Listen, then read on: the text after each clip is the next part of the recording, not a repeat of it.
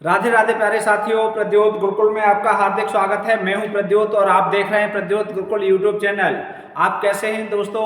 बहुत दिनों के बाद चर्चा हो पा रही है। कई बार क्लास में व्यवधान हो जाता है। कुछ दिनों से परीक्षा कार्य के बाद से कई व्यस्तताएं चल रही हैं, इसलिए हम आपको बीच बीच में क्लास नहीं दे पाते हैं, उसके लिए हमें खेद है। लेकिन आज हम फिर से आपके लिए एक अच्छी सी क्लास लेकर आए हैं। ऐसी कोई भी परीक्षा नहीं है जिस क्लास में यहाँ से एक प्रश्न आपको न मिले।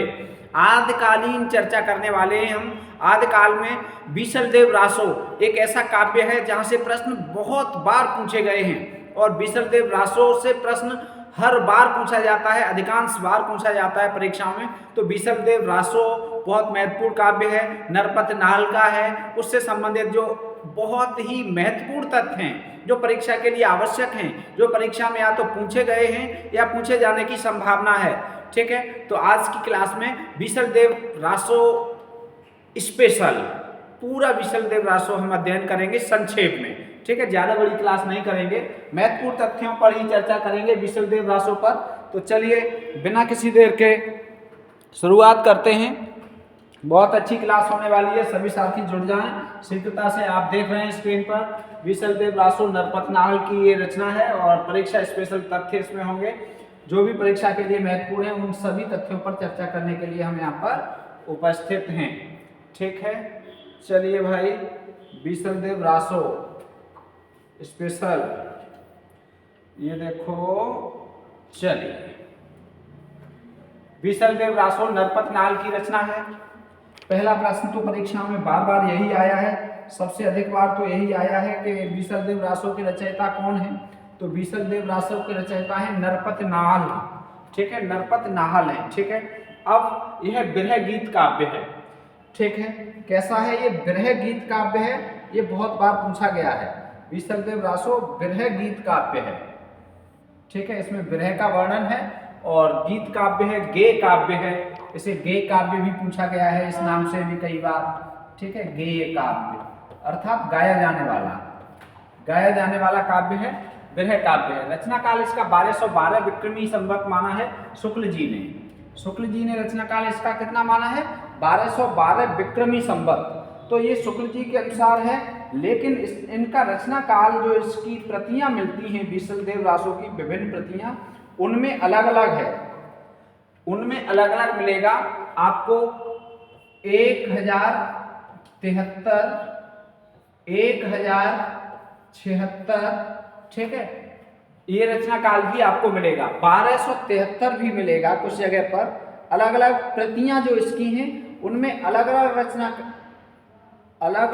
रचना काल मिल रहा है। ठीक है, 1272, 1373 ये सभी विक्रमी संवत की तिथियां हैं।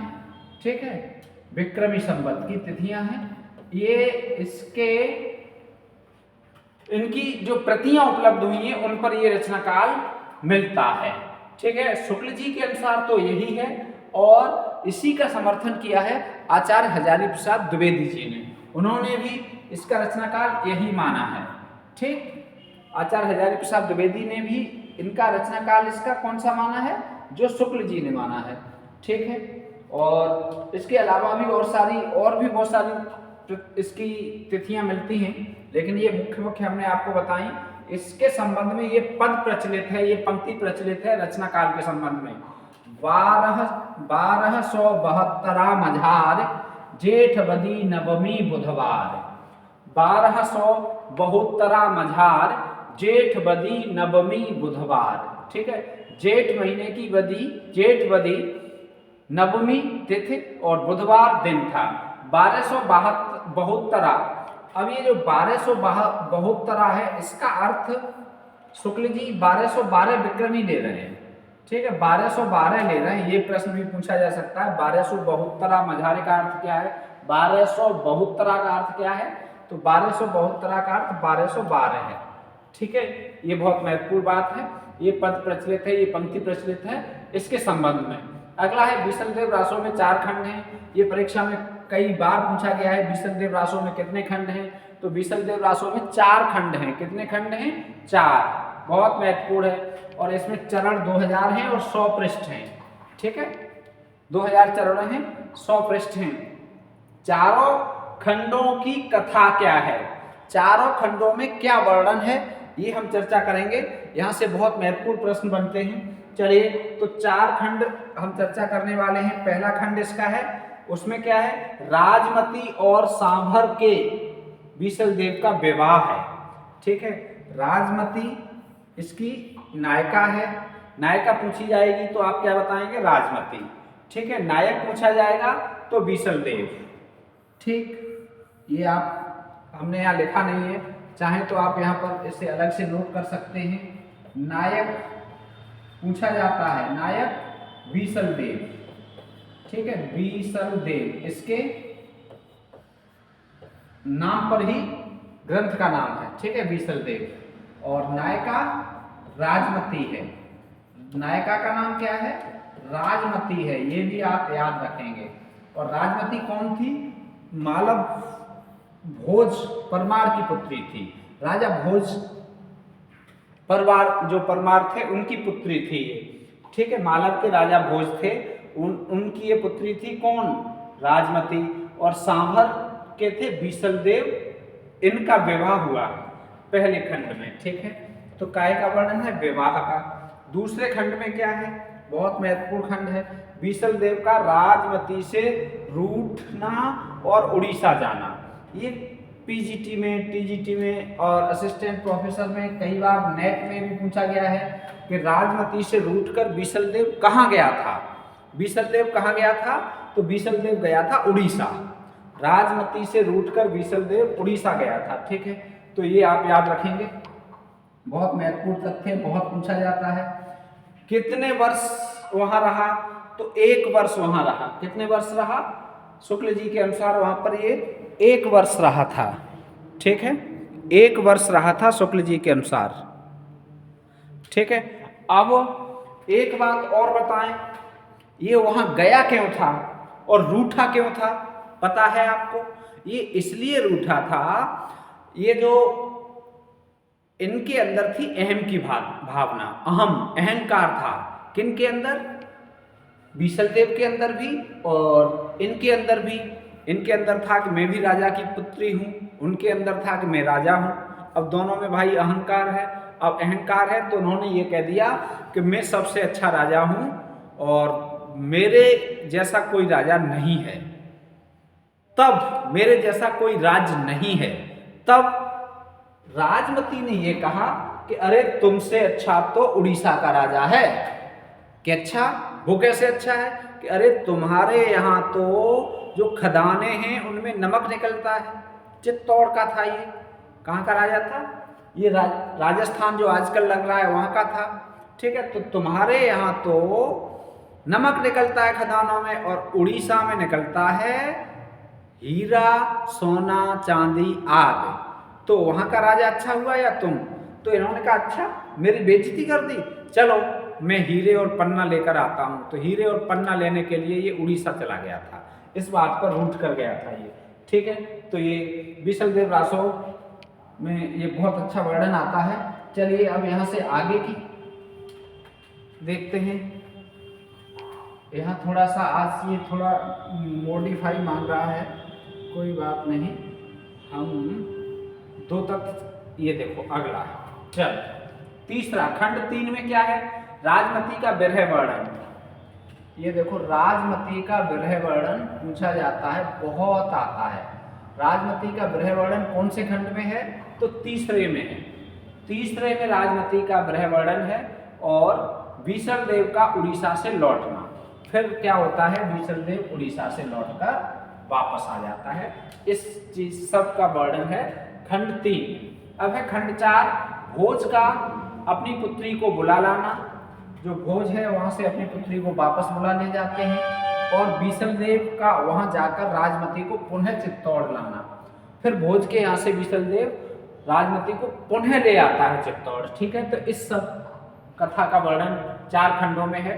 ठीक है, और शुक्ल जी कहते हैं इसे रासो कहना खटकता है। इस ग्रंथ को रासो ग्रंथ कहना खटकता है। क्योंकि इसमें वीर रस का कहीं वर्णन नहीं है, किंचित आभास मात्र है। शुक्ल जी ऐसा कहते हैं कि इसमें केवल वीर रस का आभास मात्र है। इसमें तो हर जगह श्रृंगार रस का ही वर्णन है, हर जगह प्रेम का ही वर्णन है, तो ये प्रेम ग्रंथ है। ठीक है, अब कुछ तथ्य और हमने यहाँ पर लिखे हुए हैं।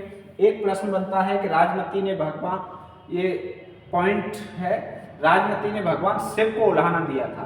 तो यहाँ प्रश्न ये बनता है कि राजमती ने किसे उलाहना दिया था, शिव को, विष्णु को, माँ पार्वती को या किसे? तो राजमती ने भगवान शिव को उलाहना दिया था।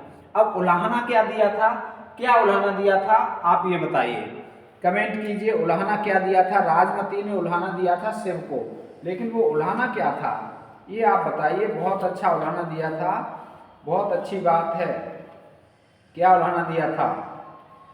उलाहना दिया था, तुमने मुझे स्त्री क्यों बनाया, तुमने मुझे स्त्री क्यों बनाया। भाई बहुत बड़ा उलाहना दे दिया। ठीक है, तुमने मुझे, हे प्रभु, हे शंकर, हे शिव, तुमने मुझे स्त्री क्यों बनाया, ये उलाहना दिया। अब स्त्री क्यों बनाया, तो क्या बनना चाहती थी राजमती? ये प्रश्न बनता है कि राजमती क्या बनना चाहती थी। तुमने मुझे स्त्री क्यों बनाया, यह शंकर से उलाहना देती है। और कुछ भी तो बना सकते थे, आगे कहती है और कुछ भी तो बना सकते थे, और कुछ भी तो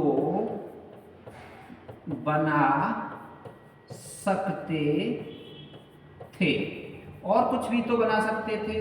अब और कुछ में और क्या बना सकते थे ये भी बताती है। भगवान शिव से कहती है तुम हमें क्या बना सकते थे, क्या और कुछ क्या बना सकते थे। तो और कुछ बना सकते थे, यहाँ लिखे दे रहे हैं, यहाँ नीचे लिखे दे रहे हैं, वहां कम स्पेस है। ठीक है, जंगली जंतु बना सकते थे हमें। आपने हमें स्त्री बनाया, इससे अच्छा था आप हमें जंगली जंतु बना देते, आप हमें गाय बना देते। ठीक है, और आप हमें वनखंडी की कोयल बना देते। ठीक है, वनखंडी की कोयल बना देते, वनखंडी की काली कोयल बना देते, काली कोयल बना देते। ठीक है, कोयल बना देते। अब देखो यहां प्रश्न ऐसे बनेगा कि राजमती क्या बनना चाहती थी, जंगली जंतु, गाय, वनखंडी की कोयल, काली कोयल, तो उपरोक्त सभी। ठीक है, ये इस तरह से यदि प्रश्न आएगा।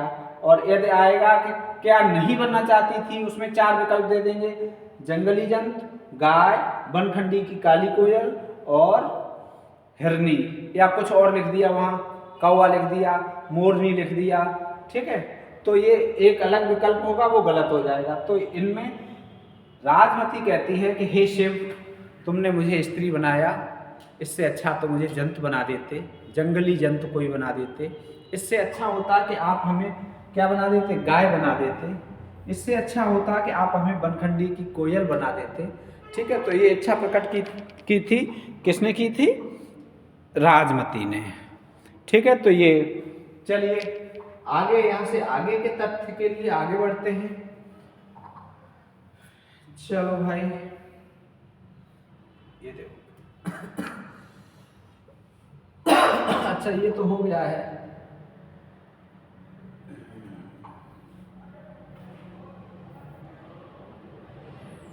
एक दो ये हो गया, ये हो गया। अब ये देखो, अब ये कहती है कि यदि आदमी ही बनाना था, ये कहती है कि मुझे स्त्री क्यों बनाया, मुझे जंगली जंतु बना देते, मुझे काली कोयल बना देते वनखंडी की, मुझे गाय बना देते। यदि स्त्री ही बनाना था तो मुझे क्या बनाते? 4 विकल्प दे सकते हैं, अहिरनी, जाटनी, ब्राह्मणी, या कोई भी एक विकल्प और दे सकते हैं। मतलब क्या बनना चाहती थी? यदि आपने मुझे आदमी ही बनाया या स्त्री ही बनाया तो मुझे क्या बनाते? ये कहती है मुझे जाटनी बनाते। क्या बनाते? जाटनी। जाटनी बनना चाहती है। क्या बनना चाहती थी? जाटनी। अब जाटनी क्यों बनना चाहती थी और क्या कह रही है जाटनी बनने के बारे में? ये कहती है मुझे जाटनी बना देते तो जाटनी होकर पति के संग संग खेती करती। जाटनी होती तो पति के साथ क्या करती? खेती करती। पति के साथ जाती और खेत में आराम से पति के साथ रहती, खेती करती। जाटनी होती तो क्या करती? लोबड़ी पहनती। क्या पहनती जाटनी होकर? लोबड़ी पहनती। ठीक है, जाटनी यदि बना देते तो मैं लोबड़ी पहनती। ठीक है, यदि आप मुझे जाटनी बना देते तो क्या करती? अपने शरीर से ये लिखते हैं, अपने शरीर से प्रिय के शरीर का गाढ़ा स्पर्श करती। प्रिय के शरीर का गाढ़ा स्पर्श करती, गाढ़ा स्पर्श करती। ठीक है, यदि जाटनी बना देते तो, यदि हे शिव हे शंकर जी यदि हमें जाटनी बना देते तो हम क्या क्या करते? ठीक है, और हंस हंस कर उससे बातें करती। और क्या करती? हंस हंस कर बातें करती। यदि आप जाटनी बना देते तो अपने पति के साथ रहती, खेत में काम करती और हंस हंस के बातें करती। बीसलदेव रासो घटनात्मक काव्य नहीं है, वर्णात्मक काव्य है।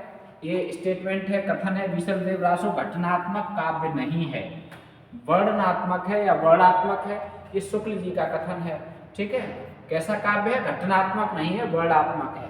मतलब घटनाएं नहीं है, वर्णन है। दो घटनाएं हैं सर, इसमें कितनी घटनाएं हैं? दो घटनाएं हैं। बीसलदेव रासो में सिर्फ दो घटनाएं हैं। अब ये दो घटनाएं पूछी जाएं तो आप कौन कौन सी दो घटनाएं बताओगे? दो घटनाएं हैं बीसलदेव रासो में, लेकिन दो घटनाएं हैं कौन कौन सी घटनाएं? दो हैं ये तो चलो ठीक है, कौन कौन सी? बीसलदेव का विवाह एक घटना तो ये है, बीसलदेव और राजमती का क्या है? विवाह एक घटना हो गई है। ठीक, वो दूसरी घटना उड़ीसा जाना, बीसलदेव का उड़ीसा जाना। बस ये दो घटनाएं ही हैं पूरे काव्य में। ठीक है, यह कोई काव्य ग्रंथ नहीं, केवल गाने के लिए रचा गया था। शुक्ल जी कहते हैं कि यह कोई काव्य ग्रंथ नहीं है, केवल गाने के लिए इसकी रचना की गई थी और इसका गायन होता था। यह बहुत महत्वपूर्ण तथ्य ये भी है। ठीक है, शुक्ल जी का स्टेटमेंट है इसके संबंध में। यह कोई काव्य ग्रंथ नहीं है, केवल गाने के लिए इसकी रचना की गई थी। काय के लिए की गई थी? गाने के लिए। ठीक है, और भी कहते हैं यह पुस्तक न तो वस्तु के विचार से और न भाषा के विचार से अपने असली और मूल रूप में कही जा सकती है। ठीक, गौरी शंकर हीराचंद ओझा ने इसे हम्मीर रासों के समय की रचना भी कहा है या माना है। इस ग्रंथ में श्रृंगार की ही प्रधानता है, वीर रस किंचित आभास मात्र है, संयोग श्रृंगार और वियोग श्रृंगार के गीत कवि ने अधिक गाए हैं। ये कथन भी शुक्ल जी का है, ये भी बहुत महत्वपूर्ण कथन है। इस ग्रंथ में श्रृंगार की ही प्रधानता है। इस ग्रंथ में काय की प्रधानता? श्रृंगार की। वीर रस किंचित आभास मात्र है, किंचित थोड़ा सा आभास मात्र है वीर रस का। इसमें कहीं भी बीसलदेव में वीरता नहीं दिखाई देती है ज्यादा बड़ी। ठीक है, तो आभास मात्र है। संयोग और वियोग के गीत कवि ने अधिक गाए हैं, ये शुक्ल जी का कथन है। काय के गीत गाए हैं? संयोग के, और काय के गीत गाए हैं? वियोग के। ठीक है, चलो भैया ये हो गए, आगे बढ़ते हैं। अब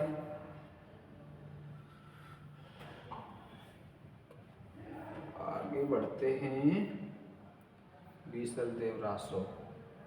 चलो ये है, भाषा की परीक्षा करके देखते हैं तो वह साहित्यिक नहीं राजस्थानी है। अब इसकी भाषा पूछी जाती है कई बार, तो भाषा कैसी है इसकी? शुक्ल जी के अनुसार भाषा की परीक्षा करके देखते हैं तो वह साहित्यिक नहीं राजस्थानी है। तो बीसलदेव रासो कौन सी भाषा का माना जाएगा? कई बार पूछा गया है, तो बीसलदेव रासो राजस्थानी भाषा का माना जाएगा। ठीक है, राजस्थानी भाषा का ग्रंथ माना जाएगा।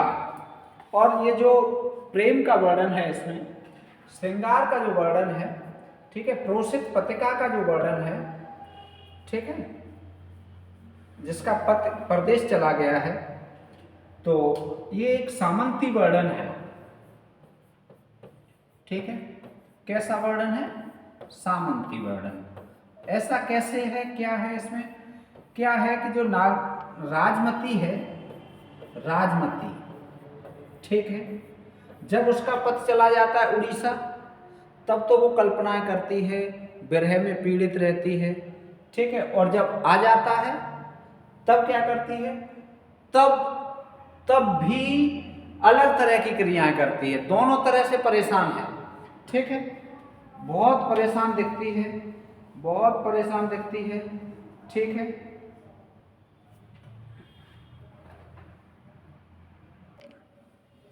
तो क्या करती है ये राजमती? देखिए, जब ये विरह के समय होती है तो कर्म सुख की कल्पना करती है, विरह में कर्म सुख की कल्पना करती है, कर्म क्रीड़ा, प्रेम की क्रीड़ाओं की कल्पना करती है, और जब मिलन होता है तो सामंती केल क्रीड़ा का अवसर खो देने का पश्चाताप करती है। लिखती है, बोलती है, कहती है, क्या कहती है कि हे नाथ, जब तुम मुझसे अलग रहे तो तुमने वहाँ क्या किया? न तो स्त्री की बाहों पर सिर रखकर सोए, न कठिन पयोधरों का मर्दन किया, न तो अंग से अंग मिलाया, जंग युग्म को जोड़ा नहीं, और न सेज बिछाकर रथ क्रीड़ा की। तुम इतने दिन हमसे दूर रहे, वहाँ तुमने क्या किया? तो ये सामंती वर्णन है, ये विलासी वर्णन है। ठीक है, इस तरह का वर्णन इसमें मिलता है। राजमती इस तरह की बातें करती है, तो ये आपकी परीक्षा की दृष्टि से महत्वपूर्ण तथ्य हुए। आपको ये सारे तथ्य याद करना। अभी स्लाइड ये बैक नहीं होगी, और इसकी यदि आपको PDF चाहिए तो आप प्रद्योत गुरुकुल टेलीग्राम चैनल से जुड़ जाइए। प्रद्योत गुरुकुल, ठीक है, इस टेलीग्राम चैनल से जुड़ जाइए और आपको इसकी PDF भी मिल जाएगी। क्लास आपको कैसी लगी आप कमेंट करके अवश्य बताइए। ठीक, आदिकाल का ये महत्वपूर्ण ग्रंथ, और यदि ऐसे ही ग्रंथ और कवियों पर आपको चाहिए एकदम नंबर 1 कंटेंट, जो आपकी परीक्षा में बार बार पूछा जाता है या पूछा जा सकता है, जो एकदम जिसमें आपको नया भी सीखने को मिलेगा और पुराना भी आपको रिवाइज करने को मिलेगा, ऐसे ही क्लास और कंटेंट के लिए क्लास को लाइक करें, दोस्तों को शेयर करें, और फिर से चैनल पर आएँ और देखें वीडियो, नोट करें, डायरी बनाएं, नोटबुक बनाएं, और रिवाइज करते रहें, अपनी तैयारी को धार देते रहें। मिलेंगे फिर। स्वस्थ रहिए, मस्त रहिए और व्यस्त रहिए। राधे राधे कहते रहिए। जय हिंदी, जय भारत।